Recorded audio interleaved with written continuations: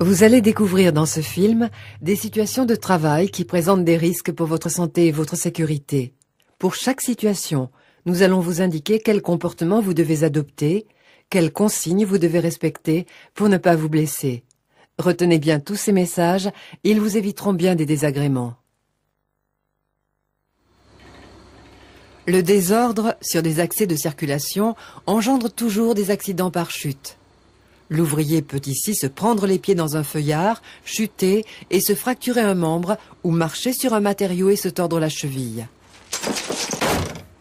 Les gravats, les déchets, doivent être stockés avant d'être évacués sur une aire du chantier qui ne gêne pas la circulation des piétons et des engins.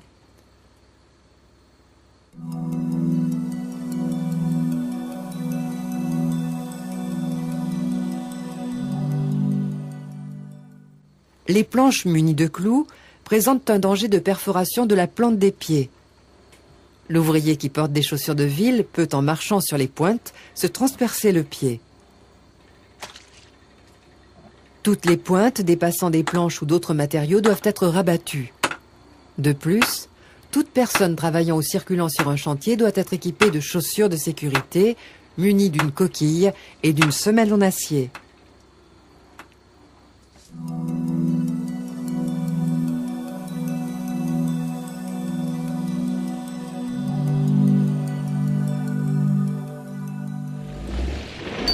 Une tranchée non blindée présente toujours des risques d'éboulement. Un véhicule, un engin de chantier qui passe à proximité peuvent provoquer l'effondrement de la tranchée et ensevelir un ouvrier. Celui-ci peut rapidement mourir étouffé. Les tranchées, lorsqu'elles sont profondes, doivent être blindées. Elles doivent dépasser du sol afin de retenir des matériaux lourds tels que des tuyaux en fonte ou en béton.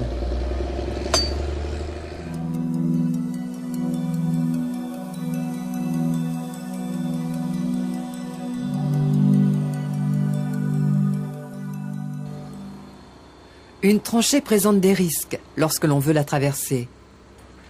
Une passerelle constituée de planchers ou de bastins non jointifs peut provoquer des déséquilibres. Un ouvrier peut chuter dans la tranchée. Les passerelles de tranchée doivent comporter un plancher plat, uniforme et des barrières de protection sur les deux côtés.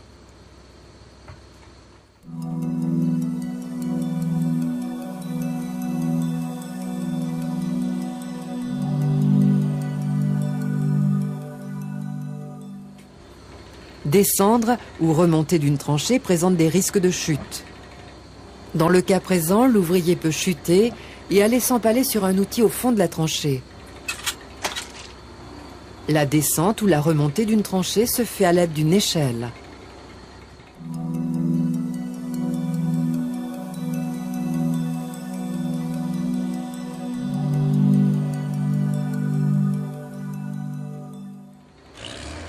Le conducteur d'un engin de chantier n'a pas une visibilité totale autour de son engin. Si un piéton ne prend pas garde, il peut, lors de la rotation de l'engin, se faire renverser ou se faire écraser par l'engin contre un support fixe. Les conducteurs d'engins de chantier doivent avoir été formés et posséder une autorisation de conduite délivrée par l'entreprise qui les utilise. Les piétons doivent passer au large des engins qui manœuvrent.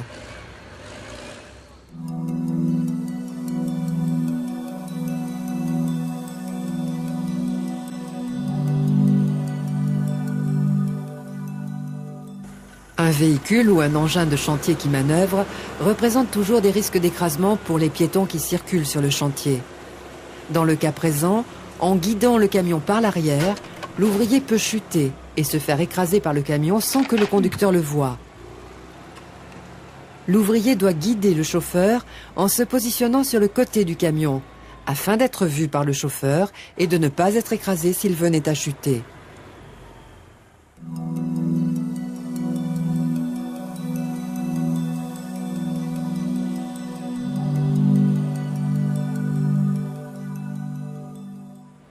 Les engins de chantier possèdent rarement un siège passager. En se faisant transporter, un ouvrier peut chuter de l'engin et être écrasé. Il est absolument interdit de se faire transporter par un engin de chantier ou de manutention.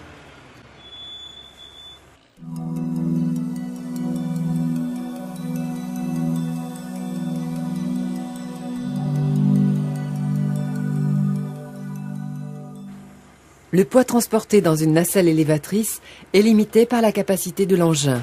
Elles sont conçues pour élever 1 ou 2 opérateurs. En chargeant la nacelle de matériaux, ses capacités sont dépassées et elle peut se renverser. Le conducteur de la nacelle doit posséder une autorisation de conduite délivrée par l'entreprise qui l'emploie. Il doit respecter l'interdiction d'élever des personnes ou des matériaux avec son engin.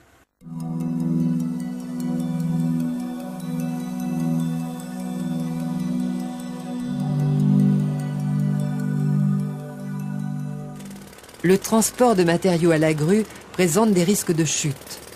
Dans le cas présent, si l'élingage de la botte de tuyau est mal réalisé, ces derniers peuvent tomber lors de leur manutention et blesser des ouvriers travaillant au sol.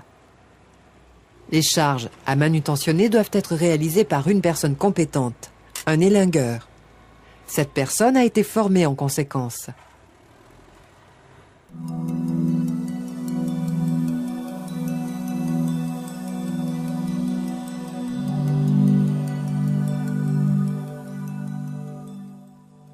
Comme nous l'avons vu dans le cas précédent, le transport de matériaux à la grue présente des risques de chute.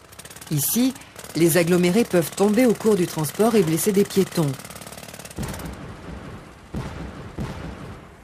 L'ouvrier élingueur doit recouvrir les agglomérés d'un filet de protection qui empêche ceux-ci de tomber.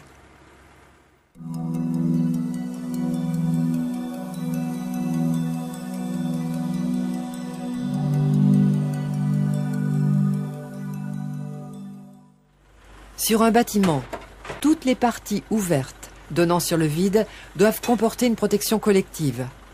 Si ce n'est pas le cas, un ouvrier peut, par inattention, par un faux mouvement, chuter dans le vide.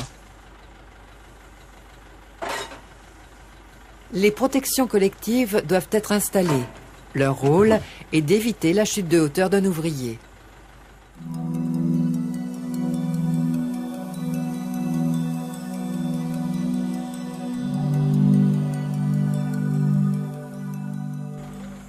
Le risque est le même que la scène précédente. L'ouverture en façade n'étant pas protégée, l'ouvrier peut chuter. Chaque ouverture en façade doit être protégée par une barrière afin d'éviter la chute d'un ouvrier.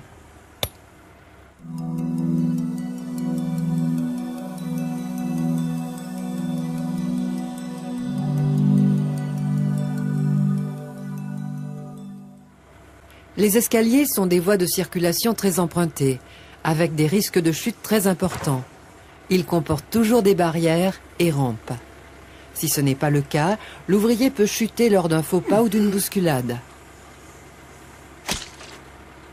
Les escaliers doivent être équipés d'une barrière de protection afin d'éviter la chute d'un ouvrier.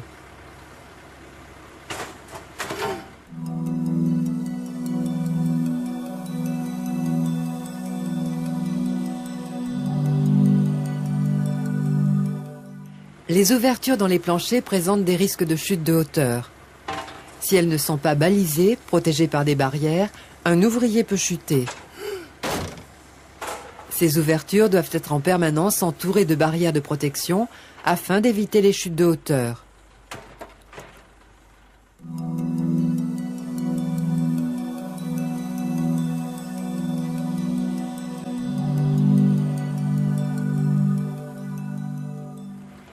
Les échafaudages sont des appareils qui, lorsqu'ils sont conformes, permettent de travailler en hauteur en toute sécurité. Si l'échafaudage n'est pas conforme, barrière de protection absente par exemple, l'ouvrier qui travaille sur l'échafaudage peut chuter.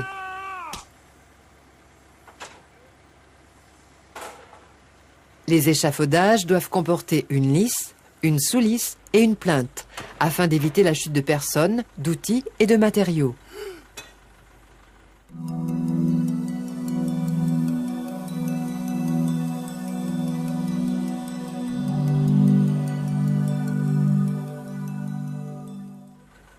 Lorsque l'on déplace un échafaudage roulant, son équilibre est instable.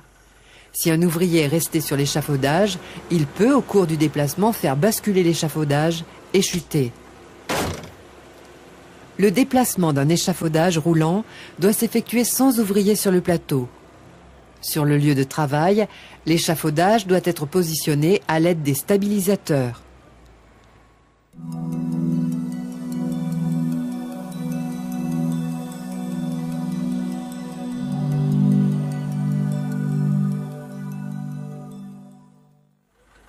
Les échelles sont des appareils qui permettent l'accès à des postes de travail en hauteur. L'opérateur peut chuter si un barreau défectueux se casse, ou bien l'échelle peut glisser du bas si les patins antidérapants sont détériorés ou inexistants.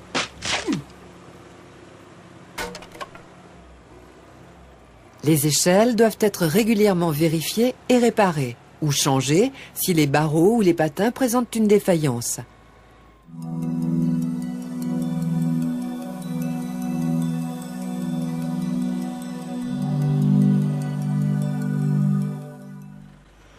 Les engins de manutention ne sont pas prévus pour élever des personnes en hauteur.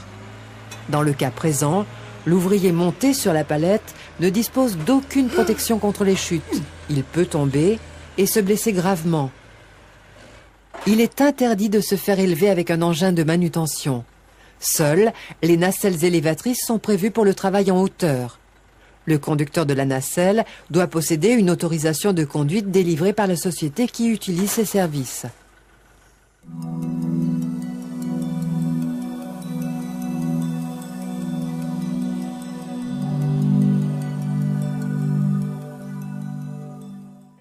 Des engins qui roulent sur un fil, une rallonge électrique, les détériorent et peuvent mettre à nu les conducteurs. Un ouvrier qui prend à pleine main le fil électrique peut se faire électriser. Les fils électriques doivent être disposés en dehors des aires de circulation des engins.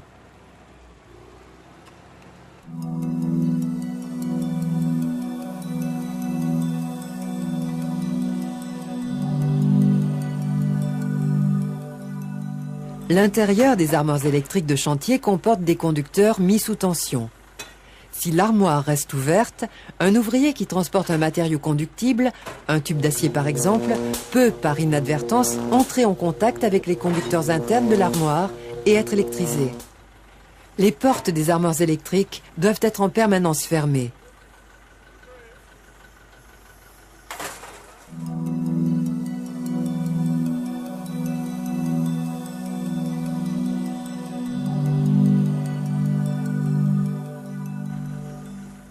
Lorsqu'une ligne électrique aérienne est présente sur un chantier, un engin peut toujours entrer en contact avec elle. Un ouvrier au sol qui toucherait le châssis de l'engin pourrait être électrisé. Le conducteur de l'engin doit posséder une autorisation de conduite délivrée par l'entreprise qui l'emploie. Il doit prendre connaissance des risques de l'environnement dans lequel il manœuvre et agir en conséquence.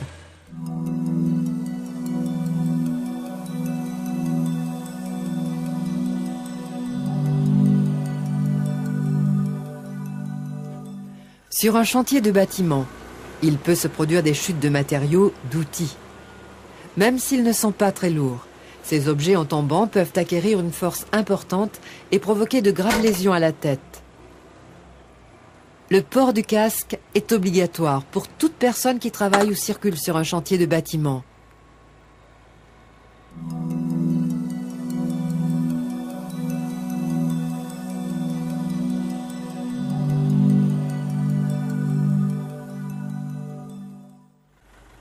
L'évacuation des gravats, des déchets, présente des risques s'ils sont jetés par les ouvertures. Des ouvriers circulant au sol peuvent les prendre sur la tête, sur le corps.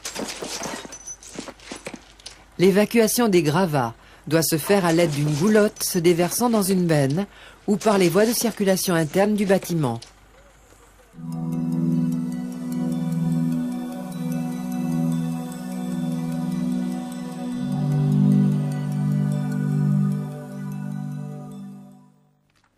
Le travail au marteau-piqueur génère un niveau de bruit important.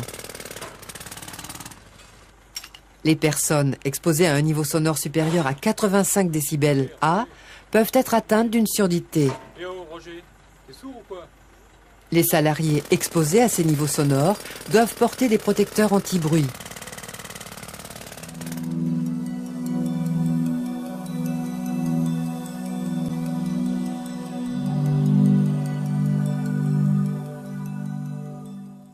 Le tronçonnage de matériaux peut générer une quantité de poussière importante. Si l'ouvrier ne protège pas ses voies respiratoires, il inhale de la poussière et peut être victime de troubles respiratoires importants. L'ouvrier doit se protéger à l'aide d'un masque respiratoire approprié.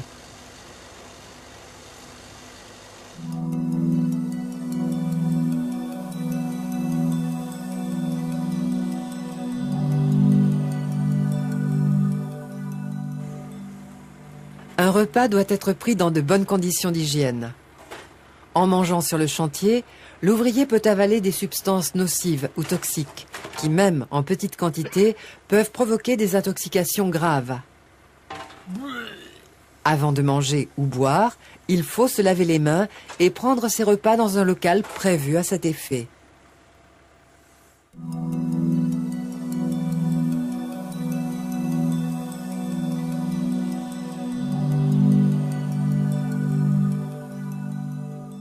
Des soins pratiqués sur le lieu de travail ne présentent pas toutes les conditions d'une bonne asepsie.